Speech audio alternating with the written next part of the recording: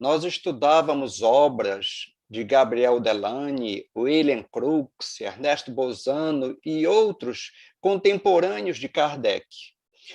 Com o tempo, o que se percebeu que nas livrarias espíritas não se estavam mais encontrando essas obras de um conteúdo riquíssimo para o embasamento doutrinário, né, daquele indivíduo que estivesse, um neófito que estivesse iniciando os seus estudos no Espiritismo.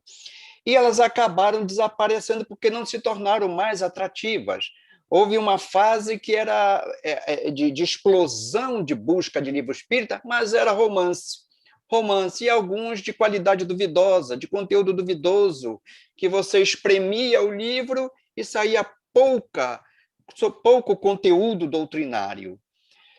E eu procurei no site da FEB e percebia que também a FEB chegou no momento que ela não estava mais editando estas obras. Mas, para nossa alegria, a FEB desenvolveu agora um trabalho em que você pode buscar estas obras, que eles fazem uma impressão individual.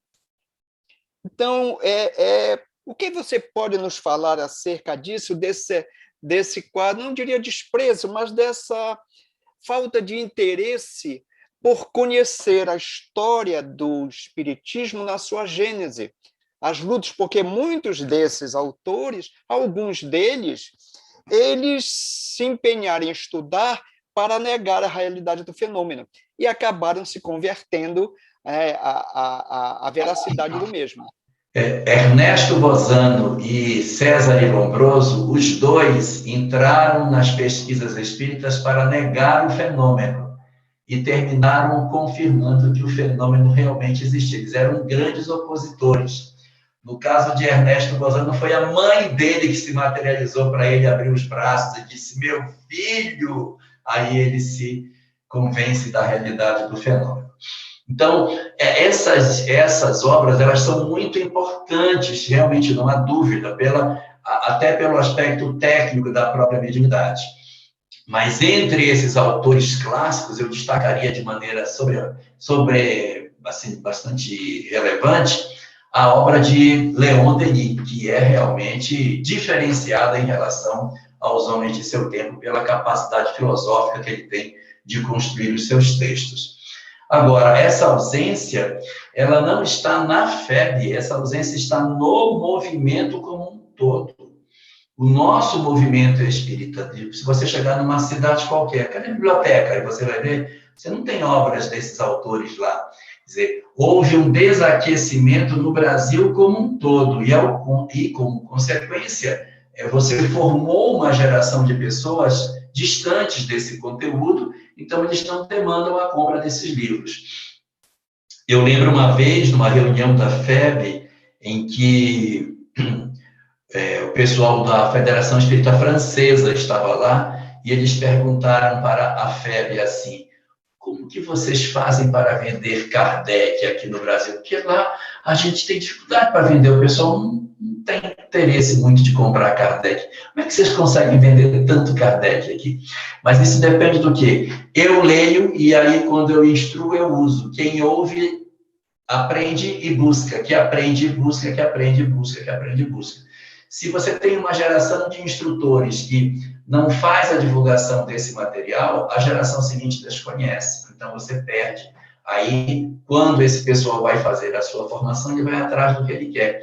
E você tem razão, nós tivemos uma onda muito forte de romances ali nos anos 90, nos anos 2000, até 2010, teve uma quantidade absurda de romances que surgiram.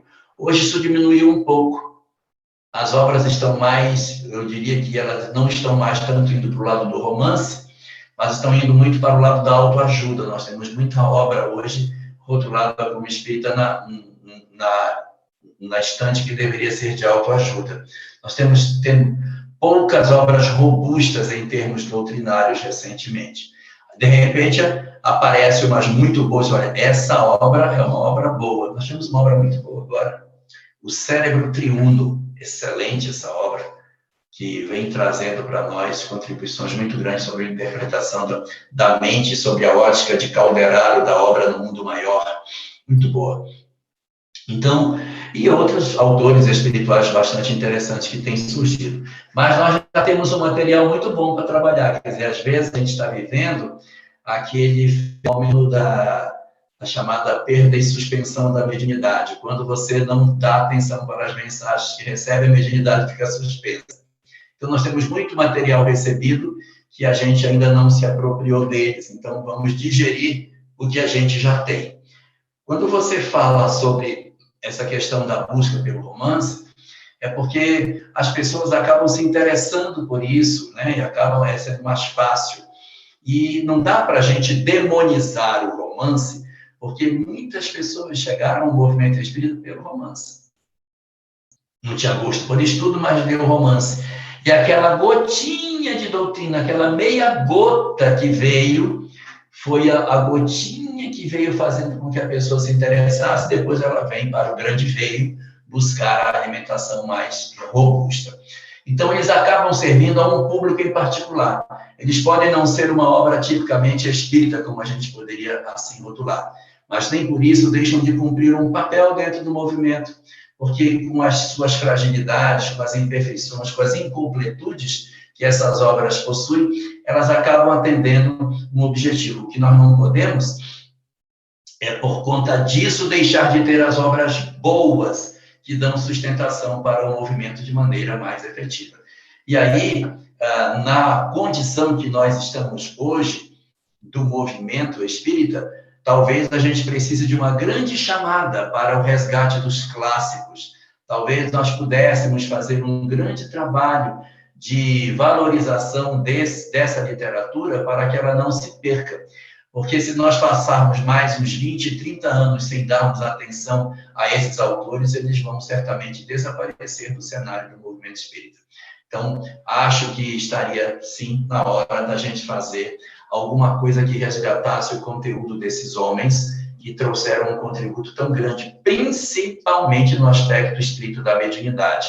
Pegar Ernesto Bozano, Gabriel Delany, Alexander Aksakov, William Crookes, Gustav Gelley, esses caras trouxeram contributos muito grandes na área estrita da mediunidade. E você vai ter Leon Denis com um trabalho filosófico absurdamente extraordinário nas suas obras, que fazem com que, se a gente pudesse fazer numa divisão, assim, Kardec e Leon Denis estariam num outro patamar em função das compreensões das consequências morais das verdades espíritas, enquanto que os demais, muito mais relacionados aos aspectos do fenômeno em si, da natureza técnica dos mecanismos da mediunidade. Ah, mas tem romance espírita que é antidoutrinário. Tem romance espírita que apresenta coisa que é antidoutrinária. O que eu vou fazer com esse romance? Você conversa com uma livraria leiga da sua cidade e bota o livro lá, em consignação. Não expõe o livro na livraria do centro, mas vai na livraria da cidade e fala, olha, essa obra não tem como colocar na casa espírita, mas ele tem um conteúdo que, de repente, serviria para as pessoas. Então, entrega lá para o pessoal da livraria leiga, que, de certa maneira, vai ser uma divulgação para as pessoas no futuro virem.